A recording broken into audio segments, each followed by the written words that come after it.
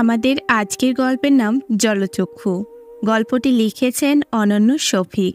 পর্ব ২। প্রচণ্ড মন খারাপ নিয়ে চোখ মুছতে মুছতে হোস্টেলে ফিরলাম আমি। হোস্টেলে ফিরে চোখে মুখে জল ছিটিয়ে নিজেকে ঠিক করতে চাইলাম, কিন্তু নিজেকে কিছুতেই আর স্বাভাবিক করতে পারছিলাম না। কান্না কিছুতেই থামছিলই না। বারবার শুধু মনে হচ্ছিল, শিমুল কি করে এমন আচরণ করতে পারলো আমার সাথে, যার জন্য বাবা মাকে ভুলে গিয়ে তাকে জীবনসাথী হিসেবে গ্রহণ করলাম আমি, আর সে কিনা আমায় শুকনো পাতার মতো দুমড়ে মুচড়ে ফু দিয়ে বাতাসে উড়িয়ে দিল। আবার মাথাটা ধরে আসছে, চোখে সব কিছু কেমন ঝাপসা দেখাচ্ছে। মনে হচ্ছে এক্ষুনি মাথা ঘুরে পড়ে যাব আমি ফ্লোরের ওপর। আবার বমির উদ্বেগ, পেট গুলে আসছে কেমন। দ্রুত পায়ে কাতরাতে কাতরাতে গেলাম আমি বেসিনের কাছে। তারপর হরহর করে বমি করতে শুরু করলাম। আমাকে বমি করতে দেখে পড়ার টেবিল ছেড়ে দৌড়ে এলো মিতু। সে এসে আমায় এক হাতে শক্ত করে জড়িয়ে ধরে অন্য হাতে নাভিটা চেপে ধরল। তারপর সান্ত্বনা দেবার গলায় বলল, এক্ষুনি কমে যাবে, মনে মনে আল্লাহকে ডাক। কিন্তু আমার বমি কিছুতেই কমছিল না। বমির সাথে সাথে কান্নাও পাচ্ছে খুব। মিতু বলল, বোকা মেয়ে, কাঁদছিস কেন এভাবে? পেটে গ্যাস করেছে বলে এমন হয়েছে, এর জন্য কি কাঁদতে হয় রে? মিতু খুব সরল সহজ আর ধর্মভীরু মেয়ে। জটিল পৃথিবী সম্পর্কে তার কোনো ধারণা নেই বলে সে খুব সহজভাবে বলে ফেলল আমার পেটে গ্যাস হয়েছে। অথচ দীর্ঘ ২টি বছর যে হয়ে গেল আমার বিয়ের, আর পেটের সন্তানের বয়স হয়ে গেল ৪ মাস, তবুও সে কিছুতেই বুঝতে কিংবা জানতে পারল না এসবের।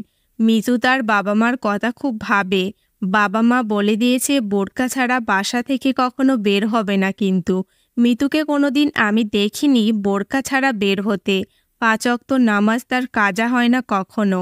এমনকি নামাজের প্রতিটা ওয়াক্তে সে আমায় ডাকে নামাজের জন্য।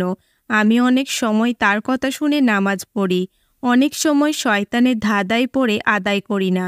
এই সহজ সরল এবং পবিত্র মনের মিতু যখন শুনবে তার সাথে এক বিছানায় থাকা মেয়েটা গোপনে তার বাবা মাকে ধোঁকা দিয়ে ২ বছর আগে বিয়ে করেছে, তার গর্ভে সন্তানও এসে গেছে, তখন কেমন হবে? বমি কিছুতেই কমছে না। মিতু দৌড়ে গিয়ে রান্নাঘর থেকে লেবু কেটে নিয়ে এলো।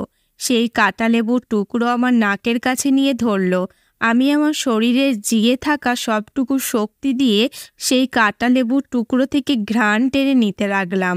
আর মিতু আমায় শক্ত করে ধরে রেখে গুনগুন করে কোনো একটা দোয়া পড়তে লাগলো।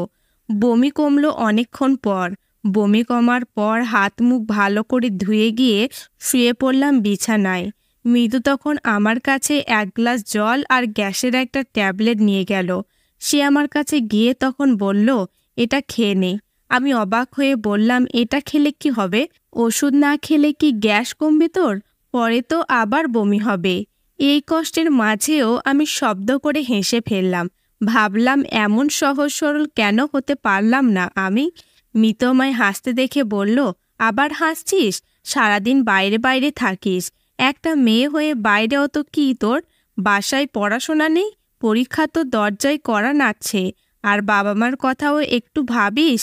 মাস শেষে যে কষ্ট করে টাকা পয়সা দিচ্ছেন, এইগুলো হালালভাবে ওয়েস্ট কর। মাথাটা এখনো চিনচিন করে ব্যথা করছে। তাই আমি মিতুকে বললাম, মিতু, টেবিলের ওপর পানি আর ট্যাবলেট রেখে তুই চলে যা, আমি একটু পরে খেয়ে নেব। মিতু তখন আমার কাছে এসে আমার হাত ধরে জোর করে টেনে তুলল আমায়। তারপর জোর করে খাইয়ে দিল ট্যাবলেট খাইয়ে দিয়ে মিতু চলে গেল তার টেবিলের কাছে। মধ্যরাত পর্যন্ত সে পড়বে, তারপর তাহাজ্জুদ পড়ে শুয়ে পড়বে। আবার জেগে উঠবে ফজরের আজানের সময়, উঠে ফজরের নামাজ পড়বে। তারপর চা করবে, চা করে আমায় ডেকে চা দেবে, নিজেও খাবে। তারপর ভাত তরকারি রান্না করবে। রান্না হয়ে গেলে গোসল করে সকালের খাবার খাবে। তারপর ক্লাস। এটা তার নিত্যদিনের রুটিন। কত সুন্দর জীবন তার। কিন্তু আমার? আবার চোখ ভরে উঠল জলে, অশান্ত এবং বেহায়া জল। সেই জল টলটল করে গড়িয়ে পড়ছে গাল বেয়ে নিচের দিকে। টেবিলের ড্রয়ার খুলে ফোনটা বের করলাম আমি। অনেকক্ষণ ধরে সাইলেন্ট করে রাখা ছিল ফোনটা এখানে। ভেবেছিলাম শিমুলের অনেকগুলো মিসড হওয়া কল বোধহয় ডিসপ্লেতে ভেসে থাকবে, কিন্তু না, আমি হতাশ হলাম। শিমুল একটাও কল দেয়নি, কিন্তু একজন আমায় ঠিকই কল দিয়েছে। অনেকগুলো কল, 3-3টে মেসেজ। কল দিয়েছেন আব্বা, তিনি আমায় কলে না পেয়ে মেসেজ করেছেন, "কি রে, রিসিভ করছিস না কেন মা?" তারপর আবার লিখেছেন, "তুই কি বিজি আছিস?" তারপর আবার লিখেছেন, "আচ্ছা, যখন ফ্রি হবি তখন একটা মিসড কল দিস আমায় মা, তোর মা তোকে নিয়ে খুব টেনশন করছে।"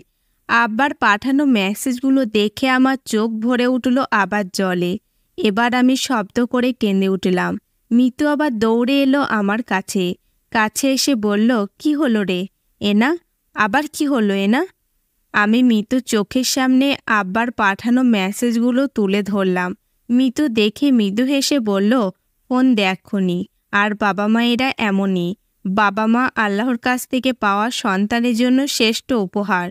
কোরআনে আছে, বাবা মার সাথে তোমরা এমন আচরণ করো যেন তারা দুঃখ পেয়ে শব্দটি পর্যন্ত না করতে পারে।"